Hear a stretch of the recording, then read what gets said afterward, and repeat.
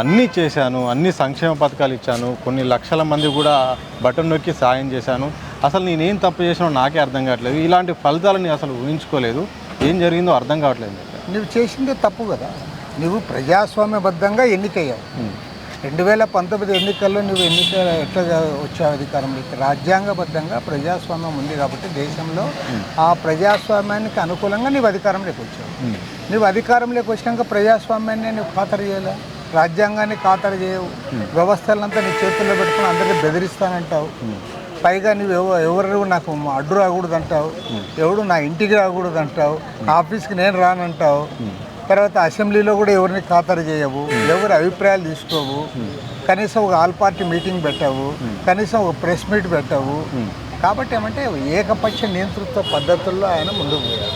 పైగా social engineering నేను బ్రహ్మాండంగా చేశాను అంటావు.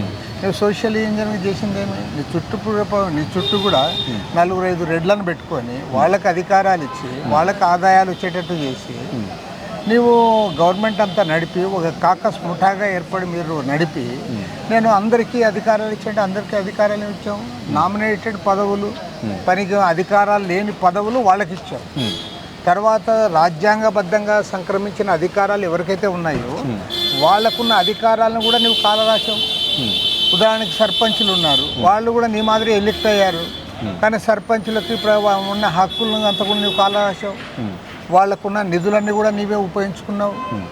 కాబట్టి ఏమంటే అతను నాకు తెలిసినంత వరకు భారతదేశంలో ఏ రాష్ట్ర ముఖ్యమంత్రి కూడా ఇంత అధ్వాన్నమైన పరిపాలన, అరాచక పరిపాలన, అప్రజాస్వామిక పరిపాలన ఎవరూ చేయలేరు ఇంతవరకు చూసిన వాళ్ళు. మీరు అర్థం చేసుకోండి, రాష్ట్రంలో ఏ ప్రతిపక్ష పార్టీ నాయకుడు కూడా నేను పలానా 4 సార్లు పోయి ఆయనకి ఒక అర్జీ ఇచ్చామని చెప్పుకునేకి లేదు. నువ్వు ఎవరిని రానివ్వు, ట్రేడ్ యూనియన్స్ వాళ్ళని రానివ్వు. మీరు కార్యదర్శి హోదాలో కలిసే ప్రయత్నం చేశారా? ప్రజా సమస్యలో రెఫరెండం ఇచ్చే ప్రయత్నం చేశారా? అనుమతి వచ్చిందా మీకు? లేదు, మేము ప్రయత్నం చేశాము, ఇతరులు కూడా ప్రయత్నం చేశారు, ఎవరికి ఇవ్వలేవు. ఈ 5 ఏళ్లలో ఒక్కసారి కూడా ముఖ్యమంత్రి ముఖాన్నే చూడలేదు. ముఖ్యమంత్రి కోసం ట్రై చేసి ఆయన వాళ్ళ ఇంటర్వ్యూని ఇవ్వలేదు. నాకే కాదు ఎవరికి ఇవ్వలే. కాబట్టి ఎవరు పోవడం లేదు. కాబట్టి ఏమంటే అతను ఒక నియంతృత్వ ధోరణిలో పోయాడు. పైగా అతను ఆఫీస్కే రాడు. ఆఫీస్కి రావాలంటే 1000 మంది పోలీసులు ఉండాలి.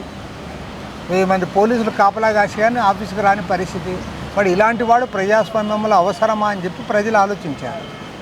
కాబట్టి వాళ్ళు సాగనంపారు. సో